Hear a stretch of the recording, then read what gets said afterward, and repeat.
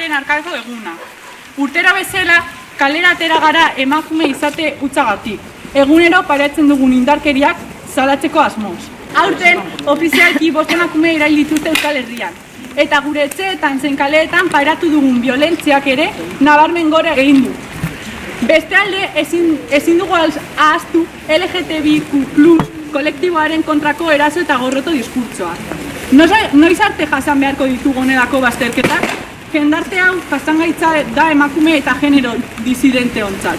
Eta horregaitik politika feminista prebentzioan sakontzeko baliabide pedagogikoak eta jendarte osoaren ardura hartzea beharrezkoa dugu.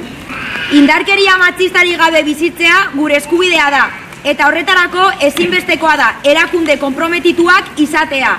Neurri eraginkorra jarri eta promesa faltsuak alde batera utziko dituztenak. Autodefentsa feminista antolatu baten aldeko aldarria behartzen dugu geure burua defendatzeko, ikasitako arauak zalantzan jartzeko eta behingoz beldurrari gabeko bizitzak eraman ahal izateko. Indarkeria matxistari gabeko bizitzak orain.